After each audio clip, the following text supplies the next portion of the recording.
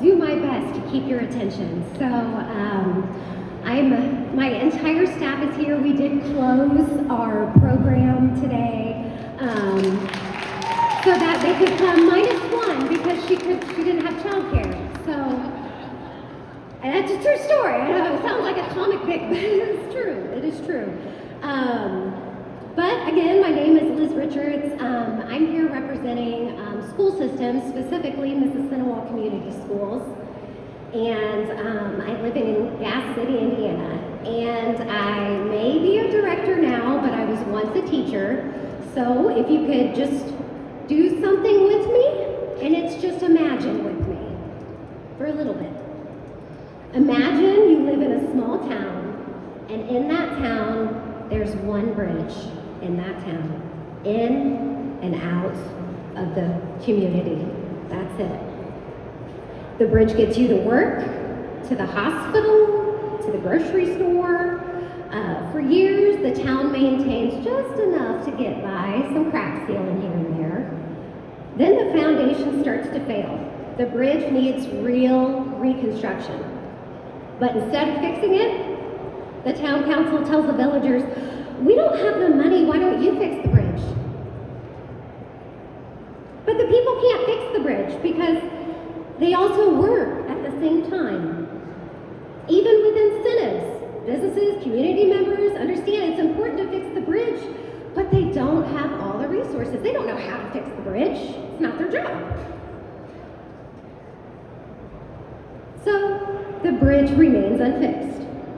Over time, the gap between the wealthy, the middle class, and the poor grows. The wealthy move out of town, they get a different job and find a better place to live. The middle class barely manage. They get a paddle boat to cross the river. And the poorest families have nothing. They depend on others to cross the bridge. Eventually, schools lose teachers, hospitals are understaffed, families stop crossing altogether. And the town says, people just don't want to work anymore. But the bridge was never fixed, and they never got to go to work. I had you imagine with me to see that childcare is that bridge. It's how parents get to work, including teachers. It's how businesses retain employees, it's how children gain stability and early learning, early intervention. And right now, for many Hoosiers, that bridge is cracking. I'm a bridge. No, you're all bridges. I'm a preschool director in Grant County. Sorry, I'm nervous too. Thanks.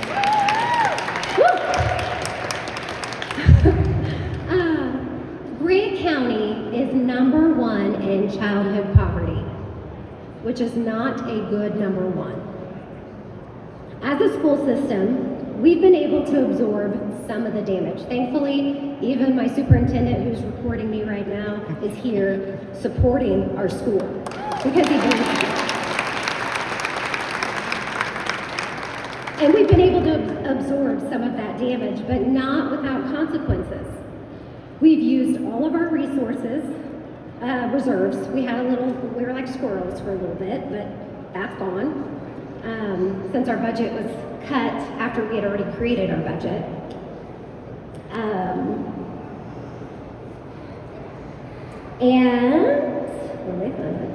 We eliminated in-house scholarships for families, and we're having to pull funds from other programs just to stay open.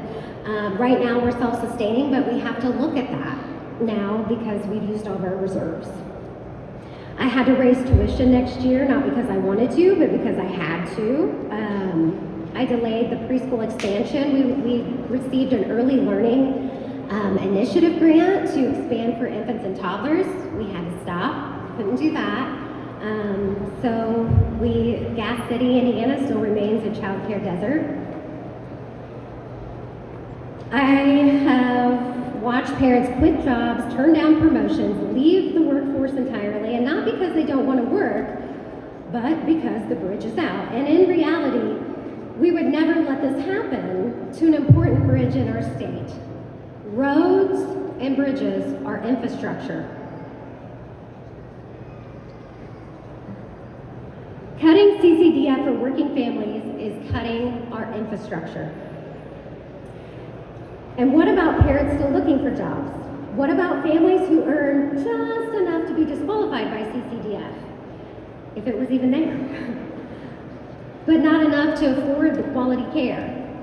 They're standing at the edge of the bridge, ready to cross, but no way to move forward.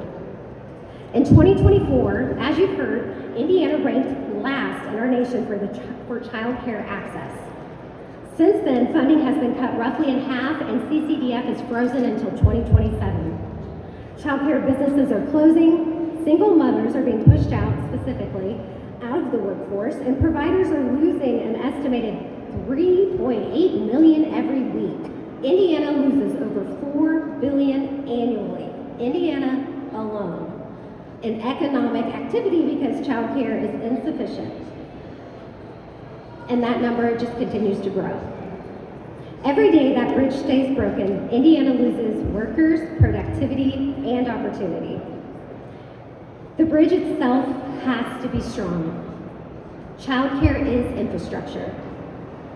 I love my job, I love our families, I love my colleagues, I love my county, I love my state, and I believe in blooming where you're planted. But belief alone will not leave classrooms open. And today I'm asking you to see, which all of you see it, that child care is not an expense, but an investment. It's an investment in our workforce, our economy, and our future. And Hoosier families are doing everything they can that they can cross that river and stay above water. And now it's time we meet them halfway. Thank you.